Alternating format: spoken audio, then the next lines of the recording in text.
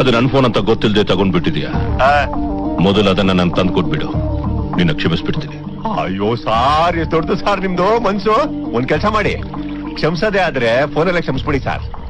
Network ಚೆನ್ನಾಗಿದೆ, ನಾನಲ್ಲಿ ಬರೋದು, ನನ್ನ ನೆಟ್ವರ್ಕ್ ಹಾಳಾಗೋದು ಯಾಕೆ ಹೇಳಿ? ಬಿಟ್ಬಿಡಿ.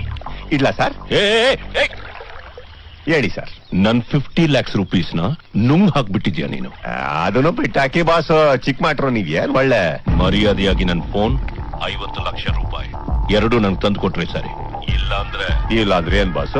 ನನ್ ಕಣ್ಣು ಕಾಣಿಸ್ಕೊತಿಲ್ಲ ಅನ್ನೋ ಧೈರ್ಯದ ಮೇಲೆ ಇಷ್ಟೆಲ್ಲ ಮಾತಾಡ್ತಾ ನಿನ್ನ ಕಂಡು ಹಿಡಿದೆ ಅನ್ಕೋ. ಸಾರ್ ಸುಮ್ನೆ ಯಾಕೆ ಎರ್ಚಾಡ್ತಾ ಇದ್ದೀರಾ? ನಾನಾಗೆ ನಿಮಗೆ ತಂದು ಕೊಡೋ ತನಕ ನೀವೇನು ಕಿತ್ಕೊಳಕ್ ಆಗಲ್ಲ. ಒಂದ್ ಮಾತು ಹೇಳ್ತೀನಿ ಕೇಳಿ, ಇದು ಕಣ್ಣಿಗೆ ಬಟ್ಟೆ ಕಟ್ಟಿ ಆಟ ಆಡೋ ಆಟ ಅಲ್ಲ, ಕಣ್ಗುಡ್ಡೆ ಕಿತ್ತಿ ಆಟ ಆಡೋ ಆಟ. ನಾನ್ ಯಾರು ಅಂತ ನಿನಗೆ ಇನ್ನೂ ಗೊತ್ತಿಲ್ಲ. ಇಷ್ಟೊತ್ತು ಮರ್ಯಾದೆ ಕೊಟ್ಟು ಮಾತಾಡಿದ್ರಲೇ, ನೀನ್ ಯಾರು ಅಂತ ನನಗ್ ಗೊತ್ತೋ, ನಾನ್ ಯಾರು ಅಂತ ನಿನಗ್ ಗೊತ್ತಾ? ಅದೇ ತಾನೇ ಸ್ಕ್ರೀನ್ ಪ್ಲೇ.